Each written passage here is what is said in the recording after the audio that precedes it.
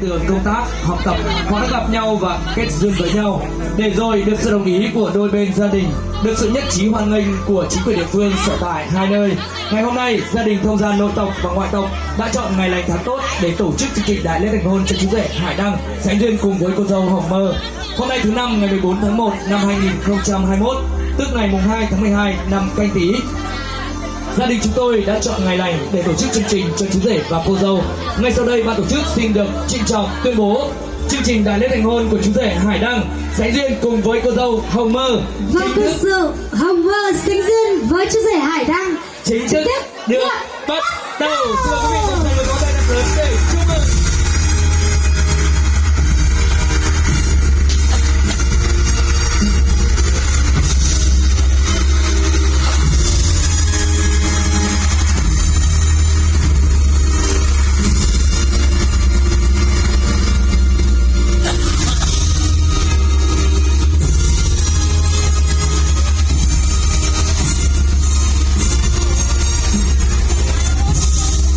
Thưa quý vị, các quý thân mến, và bây giờ chúng ta đã vừa được thưởng thức một màn pháo điện cũng như màn pháo giấy hết sức là tuyệt vời đã tung bay trên bầu trời bao la, cũng là chúc phúc cho đôi bạn trẻ được mặn mà tình duyên, phải không ạ?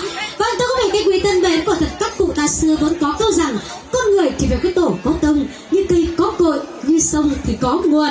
Ngày hôm nay được sự chứng kiến của toàn thể quý vị và đặc biệt hơn nữa được sự nhất trí đồng ý của chính quyền địa phương và của hai bên gia đình mà đại diện không thể thiếu được, đó là bác trưởng đoàn họ nhà trai và bác trưởng đoàn của họ nhà gái. Đó là những nhân vật, là những cây cao bóng cả của gia đình, đúng không ạ? Để ngày hôm nay cho đôi bạn trẻ của chúng tôi được chính thức được nên duyên vợ, nên duyên chồng.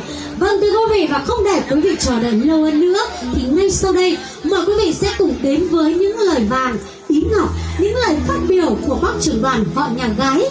Trước là để nhận rể, sau sẽ là để trao nàng dâu hiền.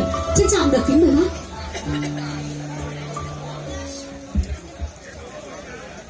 Kính thưa các cụ, các ông, các bà, cô dì, chú bác, và kính thưa toàn thể quý vị đến tham dự lễ thành hôn của Hải Đăng và Hồng Mơ. Thay mặt cho gia đình nhà gái, hôm nay chúng tôi xin được trân trọng cảm ơn sự đón tiếp nồng nhiệt của bên nhà trai. Trước hết thì cũng thay mặt cho bên nhà trai cũng trân trọng cảm ơn các cụ, các ông, các bà và toàn thể quý vị đến tham dự lễ thành hôn của hai cháu. Trong buổi lễ ngày hôm nay, tôi xin báo cáo với các ông, các cụ, các bà và cô chú bác và toàn thể quý vị, hai cháu Hồng Mơ và Hải Đăng thì nó là qua một thời gian tìm hiểu nhau và đi đến hôn nhân. Thì ngày hôm nay hai cháu cũng được cấp ủy chính quyền công nhận và chính thức là đã nên vợ thành chồng. Cái này cái niềm vui của hai cháu ngày hôm nay đó là được cả bên nhà gái và nhà trai rất là trân trọng. Thì cũng không biết nói gì hơn, thay mặt cho họ nhà gái cũng trân trọng cảm ơn các ông, các bà, các cụ, quý vị ở đây tham dự và cũng rất mong muốn thời gian tới và cũng như trong tương lai hai cháu Hải Đăng và Hồng Mơ sẽ tiếp tục nhận được sự quan tâm, hướng dẫn, giúp đỡ của toàn thể các ông, các bà, quý vị đại biểu và toàn thể và vui có mặt hôm nay để hai cháu sẽ được hạnh phúc và thành công hơn nữa. Cuối cùng thì cũng không biết nói gì, kính chúc sức khỏe toàn thể các cụ, các ông, các bà và toàn thể quý vị nhiều sức khỏe, hạnh phúc và chúc cho ngày hôm nay có một ngày trân trọng hơn. Vâng, xin được một tràng tay thật lớn cho lời phát biểu rất tuyệt vời của bác trưởng đoàn họ nhà gái đấy ạ. Quý vị hãy dành một tràng tay thật lớn không ạ? Vâng, cảm ơn quý vị. Kính thưa quý vị, trong lời phát biểu của mình, bác muốn dặn cho gái mình rằng hôm nay mơ về làm dâu, hôm nay mơ nhớ qua cầu sang sông, rừng vàng biển bạc chẳng mong, nếp nhà thanh bạch tấm lòng thỏ thơm.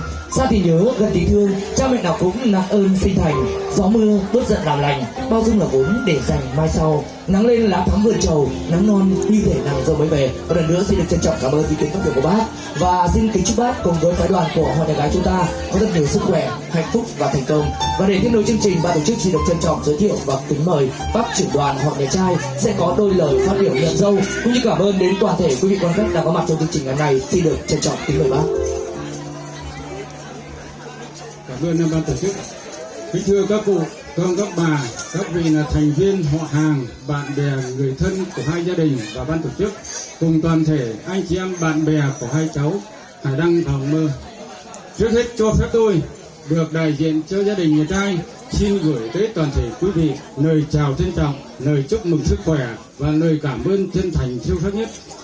Sự hiện diện của toàn thể quý vị là sự chia sẻ tình cảm và niềm vui hạnh phúc rất lớn đối với gia đình chúng tôi trong giờ phút trọng đại này.